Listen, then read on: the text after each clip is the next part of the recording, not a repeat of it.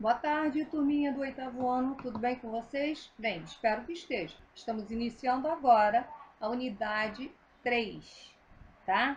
A unidade 3, nós vamos trabalhar a expansão dos Estados Unidos. Nós vimos que os Estados Unidos aconteceu através de uma colônia inglesa, das 13 colônias inglesas, tá? Nós vimos que depois de um longo processo, aconteceu a emancipação, quer dizer, a independência dos Estados Unidos, e aí, só que o território era muito, muito pequeno, era só basicamente a parte voltada para o Atlântico e toda a parte de norte a sul, mas voltada para o Atlântico. E à medida que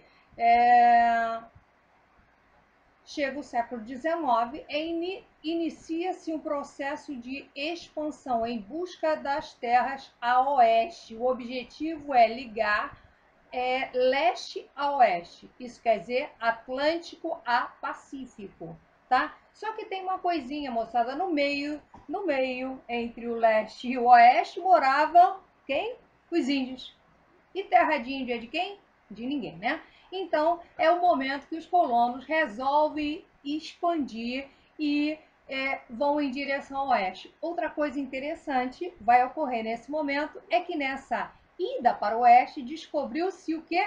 Ouro. Aí lascou. Aí é que os índios se ferraram mesmo, porque terra de índio com ouro, isso vai atrair imigrantes em massa. E aí nós vamos verificar que os novos estados vão sendo formados, vão sendo criados à medida que a população indígena vai ser dizimada. Veja bem, as terras dos índios têm que ser ocupadas. Lógico que eles vão resistir, passa-se bala na população. E isso vai acontecer.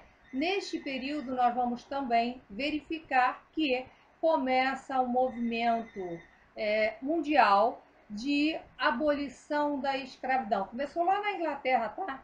Na Inglaterra começa achando que, não esqueça, os ingleses não precisavam mais de escravos, que tirar escravos da África. Os ingleses queriam manter a população lá mesmo para poder explorar a região e ter quem trabalhasse, tá? E começa um movimento que vai ser favorável à abolição da escravidão no mundo todo, tá?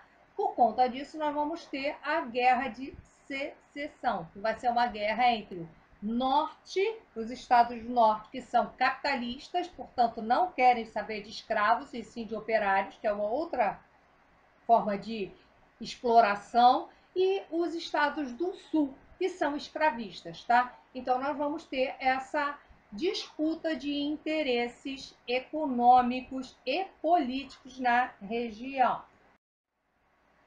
Nesse processo de consolidação do território, nós vamos ver que o que vai facilitar vai ser um governo equilibrado e liberal. Isso quer dizer incentivar a busca para o oeste.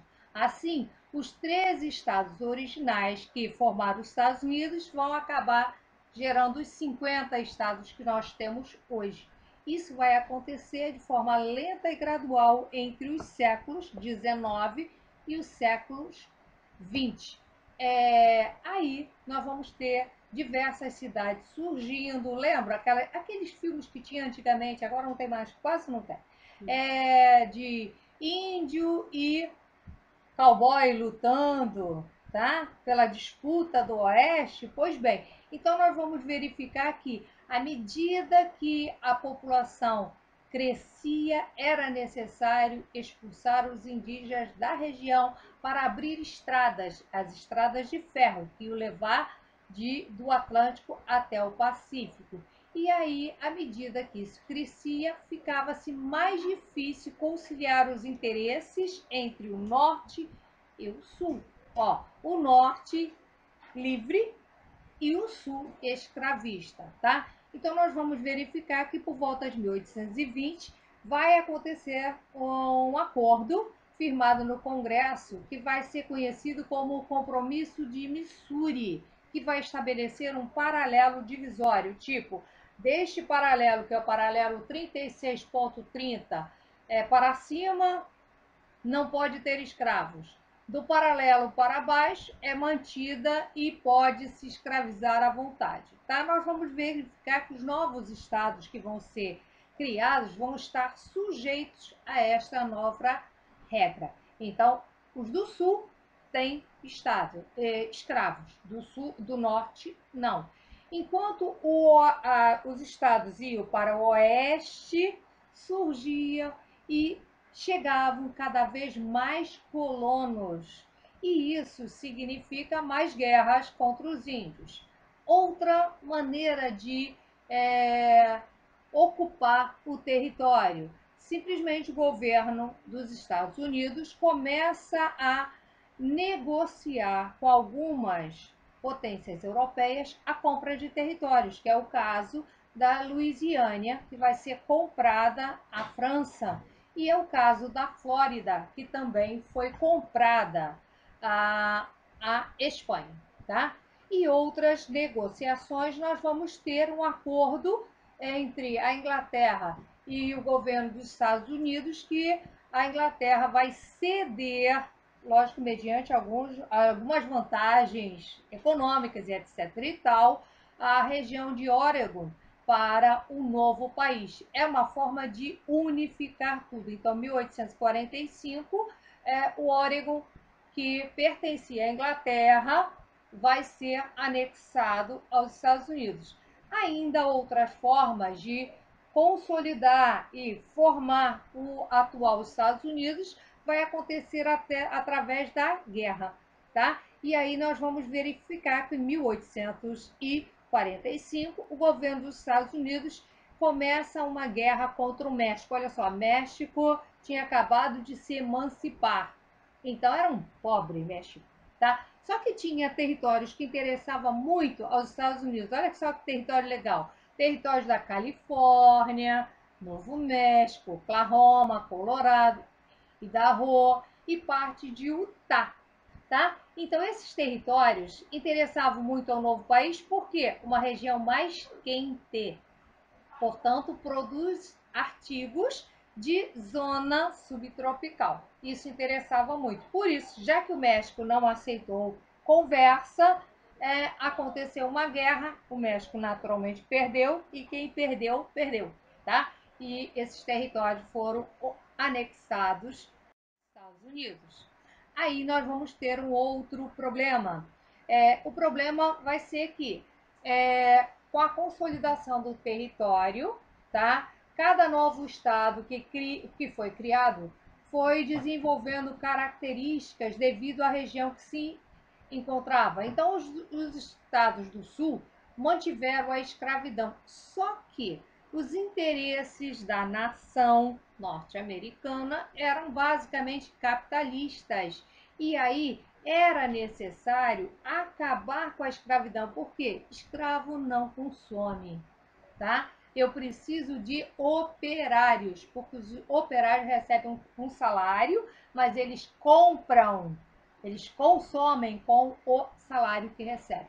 Então, por conta disso, começa um processo e que vai aumentar ainda mais as rivalidades entre o norte e o sul, tá? Então, setores abolicionistas, tá?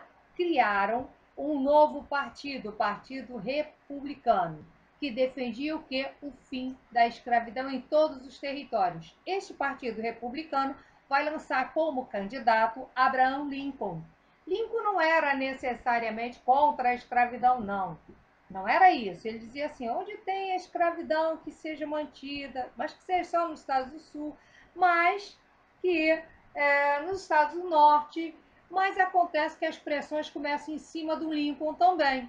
E aí ele tem que sair de cima do muro. Saindo de cima do muro, ele vai ser forçado a apoiar a abolição da escravidão. Isso vai gerar um problema com a elite sulista, tá? Que esta elite quer formar um novo país, tá? Eles querem formar os estados confederados do Sul, liderados pela Carolina do Sul. Tá, Aí a coisa ficou complicada e o governo dos Estados Unidos, agora, já que Abraham Lincoln venceu as eleições, tem que tomar uma atitude, impedir essa separação. Por isso que vai acontecer esta guerra, que é conhecida como a Guerra Civil Americana ou Guerra de Secessão. Ó, secessão significa separação. Logicamente, a vitória coube ao norte, por quê?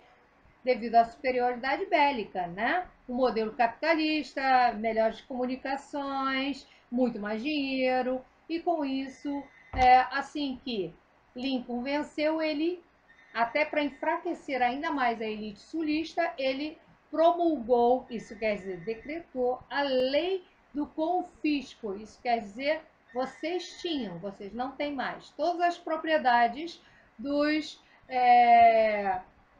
sulistas acabam sendo confiscadas para o governo federal, tá? Com isso, enfraqueceu ainda mais a posição sulista e, ao final da guerra, Lincoln declara ou decreta a abolição da escravidão. Aí nós vamos ter um outro problema. A escravidão foi abolida, mas começa a segregação racial, tá? Então, com o fim da escravidão, fim da guerra civil, a guerra da secessão, os problemas vão continuar. Aí surge a Ku Klux Klan e uma série de outros grupos racistas que não aceitam que os negros sejam considerados iguais aos brancos. E todos os brancos que apoiavam esta igualdade começam a ser perseguidos, tá? Então, nós vamos ter este problema.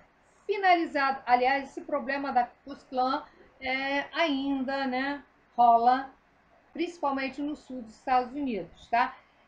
No século XIX, ainda nós vamos ter, depois da Guerra de Secessão e coisa e tal, o imperialismo norte-americano. Isso quer dizer o que os Estados Unidos começa a se fortalecer cada vez mais na região e começa a promover um modelo econômico que vai ser defendido pela burguesia industrial financeira, que acaba se expandindo por toda a região. Esta política vai ser defendida pelo presidente James Monroe, que denominou-se a doutrina Monroe.